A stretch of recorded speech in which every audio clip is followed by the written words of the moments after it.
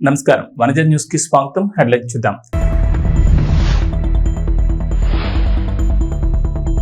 HMDA పరిధిలో కొత్త జోన్లు, 6కు చేరిన జోన్ల సంఖ్య, పాలనా సౌలభ్యం కోసం విస్తరణ. తెలంగాణలో కొత్త రేషన్ హెల్త్ కార్డులు, ఉత్తమ్ నేతృత్వంలో కేబినెట్ సబ్ కమిటీ, త్వరలోనే విధి విధానాలు.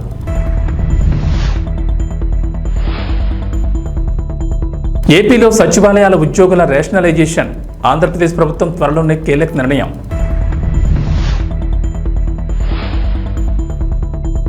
ఏపీ ప్రజలకు మంత్రి నాదెండ్ల మనోహర్ గుడ్ న్యూస్, కొత్త రేషన్ కార్డులపై కీలక ప్రకటన.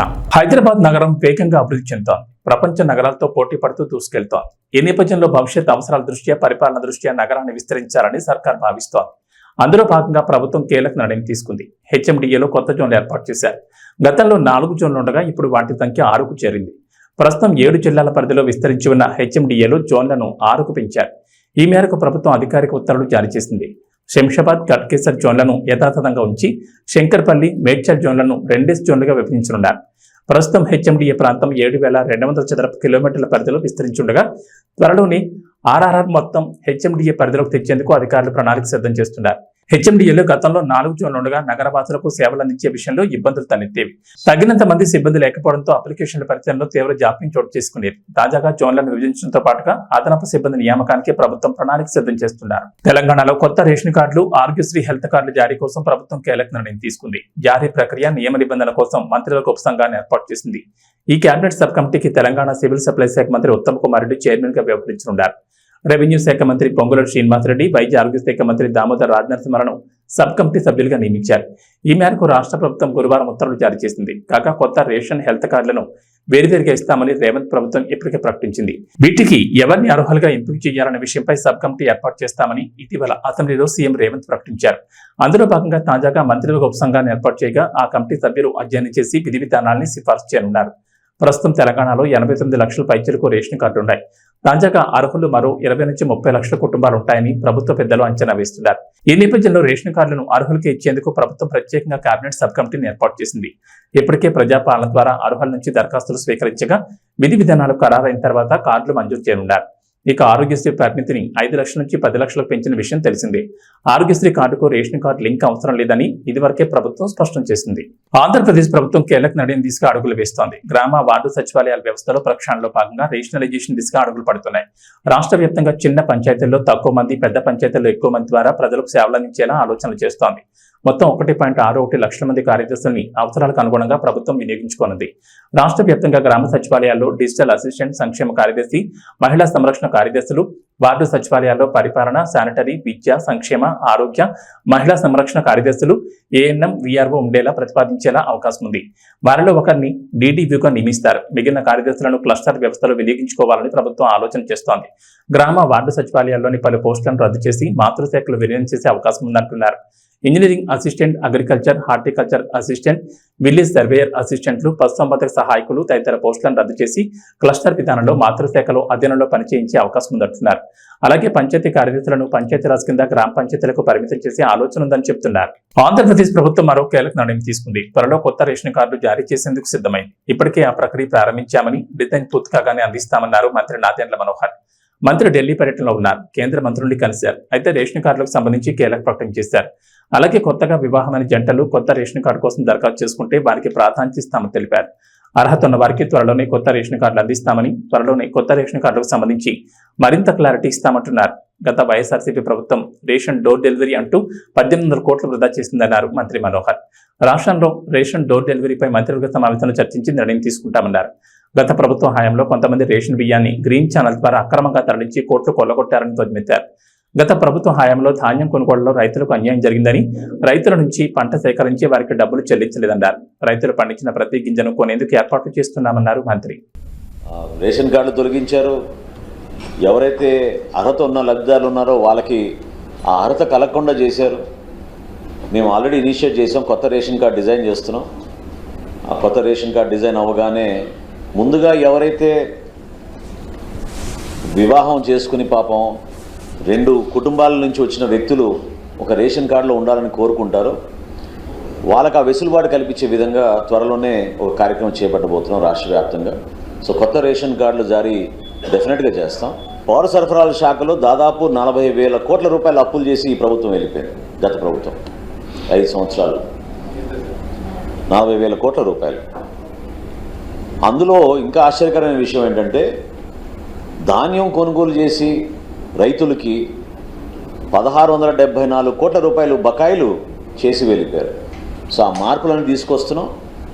1,674 కోట్ల రూపాయల్లో ఇంత ఆర్థికమైన కష్టమైన పరిస్థితుల్లో కూడా 1,000 కోట్లు ఆల్రెడీ మేము వాళ్ళ ఖాతాల్లో జమ చేసాం మా ప్రభుత్వం వచ్చిన తర్వాత. ఇంకొక 674 కోట్ల రూపాయలు సోమవారం రాష్ట్ర వ్యాప్తంగా ఆ రైతాంగానికి అందే విధంగా రూపాయి కూడా బకాయి లేకుండా పౌర సరఫరాల శాఖ నుంచి ఆ కార్యక్రమం చేయబట్టబోతున్నాం.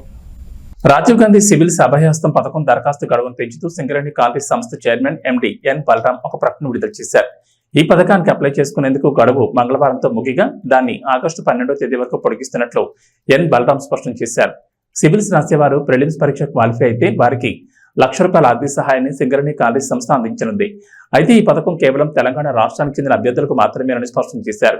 గత నెల 20వ తేదీన తెలంగాణ ముఖ్యమంత్రి యనమల రేవంత్ రెడ్డి, ఉప ముఖ్యమంత్రి బట్టి విక్రమార్క చేతుల మీదుగా ఈ రాజీవ్ గాంధీ సివిల్స్ అభయహస్తం పథకం ప్రారంభమైంది. ఈ సందర్భంగా సివిల్స్ పరీక్షకు హాజరయ్యే అభ్యర్థులు ఇప్పటికే ప్రిలిమ్స్ పరీక్షను క్లియర్ చేస్తే ఈ పథకం కింద దరఖాస్తు చేసుకోవాలని సూచించారు. ఈ క్రమంలోనే రాజీవ్ గాంధీ సివిల్స్ అభయహస్తం పథకం దరఖాస్తుకు చివరి తేదీ ఈ నెల 6వ తేదీ అని తెలిపారు. అయితే తాజాగా గడువు పూర్తి కావడంతో దాన్ని పొడిగించాలని సింగరేణి కాలేజ్ సంస్థకు విజ్ఞప్తులు వెలువెత్తాయి. ఇవన్నీ మీతో పంచుకుంటున్నా అంటే ఇవాళ ఈ ఎగ్జామ్స్ కి అంతా ప్రిపేర్ అవుతున్నదంతా మీ సహచరులు, మీ ఏజ్ గ్రూప్, లేకపోతే మీ బంధువులు, మీ ఫ్రెండ్స్, స్కూల్లో కాలేజీలను చదువుకున్నారు. ఈ ప్రభుత్వానికి మొదటి ప్రాధాన్యత నిరుద్యోగ సమస్యను పరిష్కరించడము. నిరుద్యోగ సమస్యను పరిష్కరించాలంటే ప్రభుత్వం మీద వాళ్ళకు విశ్వాసం, నమ్మకం ఉండాలి. ఎస్, ఈ ప్రభుత్వం పరీక్షలు సరైన సమయంలో నిర్వహిస్తుంది, సమర్థవంతంగా నిర్వహిస్తుంది, సమర్థులైన వాళ్ళను ఎంపిక చేస్తుంది, సామాజిక న్యాయాన్ని పాటిస్తుంది, SC, ST, OBC reservations and women reservations అన్నిటినీ పకడ్బందీగా అమలు చేస్తుంది. ఎవరు ఎలాంటి ఆలోచనలు కానీ అపనమ్మకాలతో ఉండాల్సిన అవసరం లేదు అనేది ఆ భావన రావడానికే ఈరోజు పబ్లిక్ సర్వీస్ కమిషన్లో సివిల్స్ మీరు ఎగ్జామ్స్ రాసిన వాళ్ళు ఎవరు కూడా ఎగ్జామ్స్ నిర్వహించిన సంస్థ మీద ఎవరు ఆరోపణలు చేయలే. ఎందుకంటే ఆ సంస్థ మీద మీకు నమ్మకం ఉంది కాబట్టి మీ కాన్సన్ట్రేషన్ అంతా, మీ ఫోకస్ అంతా మీ ప్రిపరేషన్ మీద ఉంది.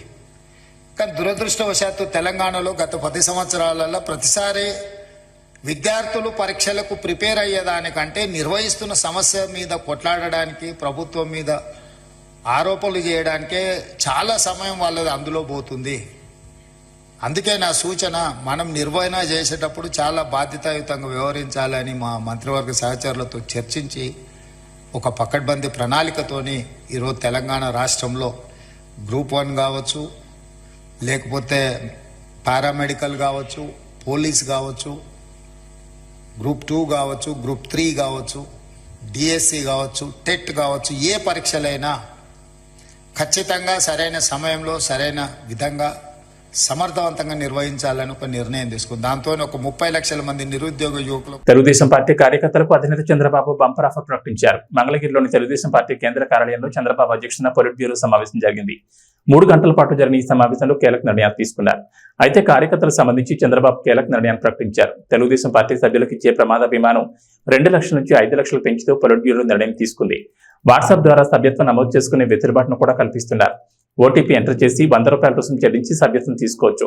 పార్టీ సభ్యత్వం తీసుకున్న వారికి వెంటనే వాట్సాప్ లోనే కార్డు అందజేస్తారు. ఆ తర్వాత ఒరిజినల్ సభ్యత్వ కార్డును బూతుల ద్వారా కార్యకర్తలకు అందజేస్తామన్నారు. పార్టీ సంక్షేమ విభాగం ద్వారా ఇప్పటి వరకు 120 కోట్ల మేర ప్రమాద బీమా అందించారు. సంక్షేమ విభాగం తరపున పార్టీ కుటుంబ సభ్యులైన 1,672 మంది విద్యార్థులకు వారి చదువుల నిమిత్తం సుమారు 2,35,00,000 ఆర్థిక సహాయం అందించింది. విదేశాల్లో చదవాలనుకున్న సుమారు 180 మందికి కూడా అవసరమైన సహాయ సహకారాలు అందించడం జరుగుతుంది. పార్టీ స్కిల్ డెవలప్మెంట్, ఎంపవర్మెంట్ విభాగం ద్వారా 2,437 మందికి వివిధ కంపెనీల్లో ఉద్యోగ ఉపాధి అవకాశాలు కల్పించింది. ఎన్ఆర్ఐ, టీడీపీ విభాగం ద్వారా 2,000 మందికి శిక్షణ ఇచ్చి 850 మందికి, రాష్ట్రాల్లో 200 మందికి విదేశాల్లో ఉద్యోగాలు వచ్చాయి. భవిష్యత్తులో కార్యకర్తలు వారి కాళ్ల మీద వారు నిలబడే విధంగా ఎంపవర్మెంట్ చేయాలని నిర్ణయించారు. కార్యకర్తల కుటుంబాల విద్య, వైద్య, ఉపాధి కోసం పార్టీ అండగా ఉంటుందని చంద్రబాబు తెలిపారు. నందమూరి బాలకృష్ణ ప్రస్తుతం నెట్టింట్లో సినిమాలతో ఫుల్ బిజీగా ఉన్నారు. సినిమాలు, ఓటీటీలో షోలు అంటూ బాలయ్య దుమ్ము లేపేస్తున్న సంగతి తెలిసిందే. బాలయ్యలోని రెండో కోణాన్ని అన్స్టాపుల్ షో అందరికీ పరిచయం చేసింది. బాలయ్య ఎంత అల్లరి చేస్తారు, అందరితో ఎంతో సరదాగా ఉంటారన్నది అందరికీ అర్థమైంది. అన్స్టాపుల్ షోలో బాలయ్య ఆడిన ఆటలు, గెస్టులతో ఆడించిన ఆటలు, పెట్టించిన ముచ్చట్లు ఎంతగానో వైరల్ అయ్యాయి. ఇప్పటికి 2 సీజన్లు, ఒక లిమిటెడ్ ఎడిషన్ కు మంచి ఆదరణ దక్కింది. ఇక ఇప్పుడు కొత్త సీజన్ కు సంబంధించిన అప్డేట్ వచ్చింది. బాలయ్య మరోసారి ఆహాలో సందడి చేయబోతున్నారు. ఈసారి కూడా పొలిటికల్ గెస్టులు తీసుకొచ్చేలా ఉన్నారు. అసలే ఇప్పుడు ఏపీలో కూటమి ప్రభుత్వం ఉంది. దీంతో బాలయ్య సినీ పొలిటికల్ టచ్ తో ఈ సీజన్ రఫ్ ఆడించేలా ఉన్నారు. గత సీజన్లో బాలయ్యతో చంద్రబాబు, పవన్ కళ్యాణ్ వంటి వారు ఈ షోలో సందడి చేశారు. మహేష్ బాబు, బాలయ్య ఎపిసోడ్ ప్రభాస్తో బాలయ్య పెట్టిన ముచ్చట్లు బాగానే హైలైట్ అయ్యాయి. ప్రభాస్, మహేష్ బాబు, పవన్ కళ్యాణ్ ఎపిసోడ్ల టైంలో అయితే ఆహా సర్వర్ క్రాష్ అయిపోయింది. అంతలా జనాలు ఎగబడి ఆ సీజన్ చూశారు. ఇండియాలో అన్స్టాపబుల్ షో కొత్త రికార్డులు క్రియేట్ చేసిన సంగతి తెలిసిందే. ఇక ఇప్పుడు బాలయ్య మరోసారి అందరినీ అలరించేందుకు రెడీ అవుతున్నారు. ఈసారైనా చిరంజీవి, బాలయ్య ఎపిసోడ్ వస్తుందేమో చూడాలి. వీళ్ళిద్దరి ఎపిసోడ్ వస్తుందని అభిమానులు ఎంతగానో ఎదురు చూస్తూ వస్తున్నారు. కానీ ఇంతవరకు అది సాధ్యపడలేదు. ఆహా టీం తనను సంప్రదించలేదని, అడిగితే ఎపిసోడ్ చేస్తానని చిరంజీవి ఆ మధ్య ఒకసారి చెప్పుకొచ్చారు. మరి ఈ కొత్త సీజన్ ఎలా ఉంటుందో చూడాలి. అసలే ఈసారి భారీ బడ్జెట్ చిత్రాలు కూడా వస్తున్నాయి. ఈ మూవీ ప్రమోషన్స్ ను తన షోలో బాలయ్య ఎలా చేస్తారో చూడాలి. వెల్దుర్తి మండలంలోని రత్నపల్లి గ్రామంలోని ఎంపీపీ స్కూల్ విద్యా కమిటీ చైర్మన్ గా ఫయాజ్ బాషా గురువారం ఎన్నికయ్యారు. వైస్ చైర్మన్ గా యశోద ఎన్నిక కావడం జరిగింది. కోఆర్డినేటర్ గా నాగేష్, నరేంద్రని ఎన్నుకున్నారు. ఈ కార్యక్రమంలో పాఠశాల సిబ్బంది, గ్రామ నాయకులు కృష్ణారెడ్డి, ఆనంద్ యాదవ్ పాల్గొన్నారు.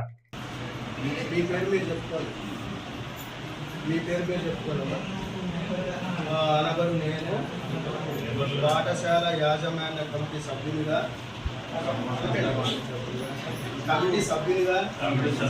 చైర్పర్సన్గా, వైస్ చైర్పర్సన్గా పాఠశాల అభివృద్ధికి అనగా విద్యార్థుల నమూనాలను పెంపొందించడంలో, గుణాత్మక విద్యను పెంపొందించడంలో, పిల్లల రోజువారీ హాజరును పెంపొందించడంలో, బాలికల విద్యను అభివృద్ధి పరచడంలో పిల్లలు బాగా తింటున్నారు. చూస్తున్నాం ఈరోజు ఇద్దరు చేస్తుంది. పిల్లలైతే పాడేయడం పాడేయడం లేదంటే అక్కడ బాగా తింటున్నారు, బాగా చేస్తున్నారు. వాళ్ళు కూడా చెప్పినట్టు విషయాలు ఒకసారి ఇలా చెప్పినట్టు అనే దాని గురించి కూడా వాళ్ళు అడిగి వాళ్ళు కూడా చేయడం జరుగుతుంది. ఎందుకంటే మనం చిన్నపిల్లలు కదా, మనమే చిన్నపిల్లలు కొంచెం బాగుంటేనే తినాలి, లేకుంటే పడేసుకోవడం. నాకు గుర్తుగా తిరిగిపోతారు. మన పిల్లలైనా మన ఇంట్లో అయినా సరే అదే జరుగుతుంది. కానీ బాగానే ఉంటున్నారు, వాళ్ళు కూడా బాగానే చేస్తున్నారు. మెనూ ప్రకారం చేస్తున్నారు. మెనూ ప్రకారమే వంట చేయడం కూడా జరుగుతుంది. కాకపోతే వాళ్ళకి 2 నెలలు అవుతుంది బిల్లులు మళ్ళీ. ఎందుకంటే ప్రతి నెలకి వచ్చేసి 7,000 ఖర్చు అవుతుంది. ఎక్కడ తెచ్చుకుంటే వాళ్ళు ఏంటి వాళ్ళ గురించి ఖాతాలు ఎత్తి తెచ్చుకుంటున్నారు. జిల్లా పరిషత్ బాలికల ఉన్నత పాఠశాల విద్యా కమిటీ చైర్మన్ గా మద్దమ్మ, వైస్ చైర్మన్ గా రామకృష్ణ, డోన్పట్నంలోని జిల్లా పరిషత్ బాలికల ఉన్నత పాఠశాలలో విద్యా కమిటీకి చెందిన ఎన్నికలు తల్లిదండ్రుల సమక్షంలో 6వ తరగతి నుంచి 10వ తరగతి వరకు 3 సభ్యులతో మొత్తం 15 మంది కమిటీ సభ్యులను ఎన్నుకున్నారు. వీరి ద్వారా కమిటీ చైర్మన్ గా ముద్దమ్మను, వైస్ చైర్మన్ గా రామకృష్ణను ఎన్నుకున్నారు. ఈ సందర్భంగా వారు మీడియా ద్వారా సభ్యులకు ధన్యవాదాలు తెలుపుతూ ప్రభుత్వం తరపున పాఠశాల అభివృద్ధి కోసం నిధులు మంజూరు చేస్తే పాఠశాల యొక్క అభివృద్ధి కోసం మా వంతుగా కృషి చేస్తామని తెలిపారు. గుడ్ మార్నింగ్ చెప్తూ ఈ రోజు యొక్క ముఖ్య ఉద్దేశం ఏమంటే, మనకు మీరు ఎందుకు వచ్చినారని మీరు అనుకుంటున్నారు. ఫస్ట్ క్వశ్చన్, మేమేం చేయాలి అనుకుంటున్నారు. రెండో క్వశ్చన్, మీరు ఏం లేదు, ప్రభుత్వం ఏం చేసిందంటే పేరెంట్స్ కమిటీ అంటే తల్లిదండ్రుల సమావేశం అని స్కూల్కు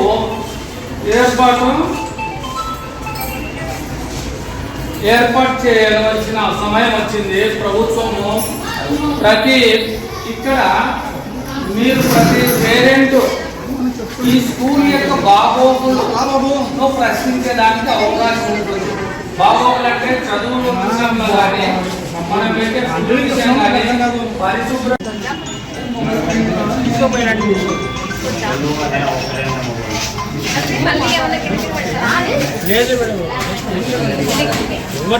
చెప్పి పాఠశాల అభివృద్ధికి మీకు చేతనైనంత సహాయము చేయండి. దీనివల్ల మీకు ఎటువంటి జీతం కాదు, ఎటువంటి ఆర్థిక లబ్ధి దీనివల్ల మీకు ఉండదు. కేవలము సేవా దృక్పథంతో మనము మన ఊర్లో ఉన్న పాఠశాల అభివృద్ధి కొరకు మనం చేసే పని.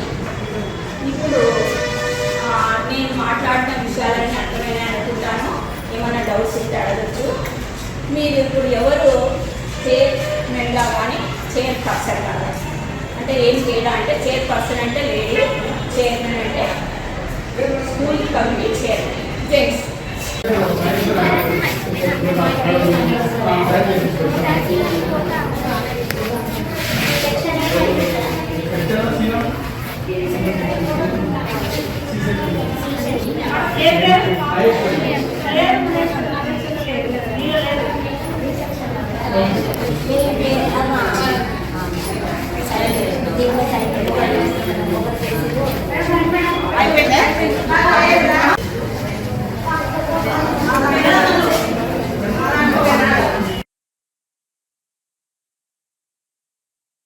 ఇళ్ళకు కూడా కొన్ని కార్యక్రమం ఉంది. ఏమంటే మనకి చిన్న స్కూల్కి మనం అన్నీ చేసి చూపించగలం.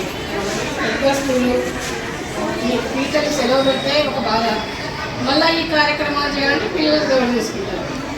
అట్లాంటి చిన్న పిల్లల్ని బడి పంపించడం, క్రమశిక్షణ, తర్వాత మనకు గర్ల్స్ స్కూల్ ఇప్పటి వరకే ఏం సమస్యలు లేవు. క్లాస్ టీచర్ ఎవరు? శిశుల టీచర్ బోర్డు మీద మేడం పేపర్ రాసి పంపించి బోర్డు మీద రాపించినారు కదా, మీరు రాసుకోలేదా? నువ్వు రాసుకోవడం తక్కువ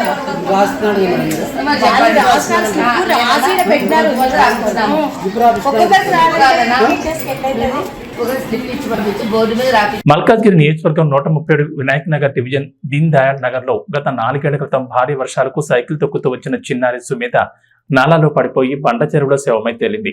అప్పుడు కొంతమంది అధికారులు నామమాత్రపు చర్యలతోనే సరిపెట్టారు. మళ్లీ వర్షాకాలంలో ఇలాంటి దుర్ఘటన పునరావృతం కాకూడదని సుమేధ ఉదంతాన్ని దృష్టిలో పెట్టుకుని ఎమ్మెల్యే మర్రి రాజశేఖర రెడ్డి అధికారులతో కలిసి దీన్ దయాళ్ నగర్ లో పర్యటించి నాలా పూడిక అట్టడుగు నుండి తీస్తేనే వరద నీటి ప్రవాహం కాలంలోకి చేరకుండా ఉంటుందని, అట్టడుగు నుండి పూడిక తీసి నాలాలో నుంచి చెత్తను పూర్తిగా తొలగించాలని అధికారులకు ఖచ్చితమైన ఆదేశాలు ఇచ్చారు.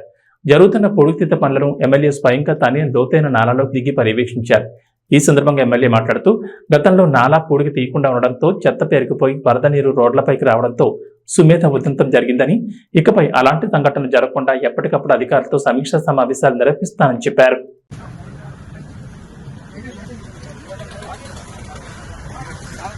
ఇది రెండుగా డివైడ్ అయింది. పైప్ కనిపించేట్టు అక్కడ పైప్ ఉండేనా? అది ఆడ పైప్ ఉండే మీకు కనబడుతుంది ఆడ, అంటే ఇప్పుడు కనబడుతున్న దగ్గర జంక్షన్ లో ఆ పైప్ పోయి ఇప్పుడు అక్కడికి వెళ్ళి నీళ్ళు అటాచ్ చేస్తున్నాయి. అది ఫ్లో వచ్చేస్తుంది అక్కడికి వెళ్ళి నీళ్లు. ఇప్పుడు ఈ మెష్ ఎడబెట్టిన దీనికి ఈడ ఆపిన ఆపేసి దీనికి రావచ్చా?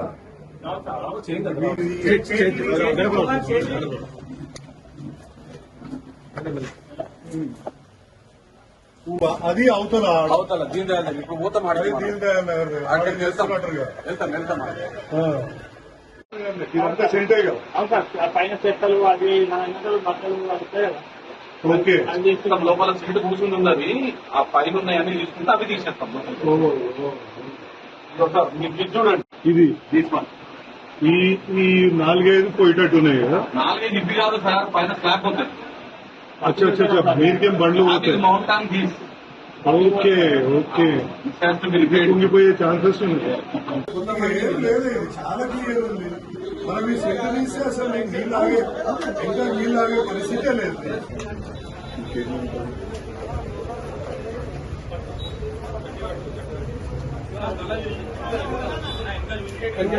సక్కర్ కావాలి.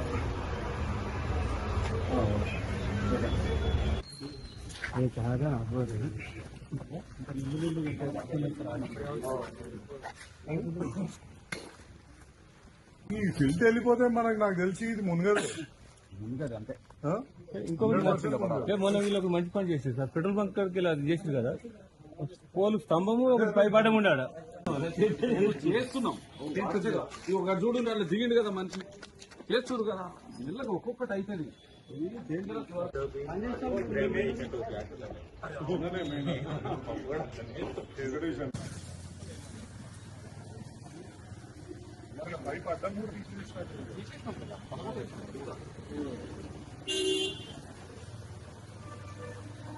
తెలంగాణలో మరికొన్ని రోజులు వర్షాలు దంచుకుంటున్నాయి. ఇప్పటికే గత 20 రోజులుగా రాష్ట్రంలోని పలు జిల్లాల్లో వర్షాలు కురుస్తుండగా ఇప్పట్లో వర్షాలు వీడియోలా కనిపించడం లేదు.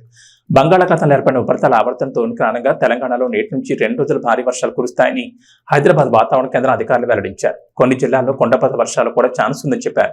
నేడు మంచిర్యాల, నిర్మల్, నిజామాబాద్, జగిత్యాల, ఆదిలాబాద్, కొమరంభీం, ఆసిఫాబాద్, రాజన్న సిరిసిల్ల, మహబూబ్ నగర్, వనపర్తి, ఖమ్మం, మహబూబాబాద్, సూర్యాపేట, వికారాబాద్, జయశంకర్, భూపాల్పల్లి, ములుగు, భద్రాద్రి కొత్తగూడెం, సంగారెడ్డి, కామారెడ్డి, నారాయణపేట జిల్లాలో భారీ వర్షాలు కురిసే ఛాన్స్ ఉందని చెప్పారు. ఈ మేరకు ఆయా జిల్లాలకు ఎల్లో అలర్ట్ జారీ చేశారు. ఏబీ బులెటిన్ విశేషాలు. నమస్కారం.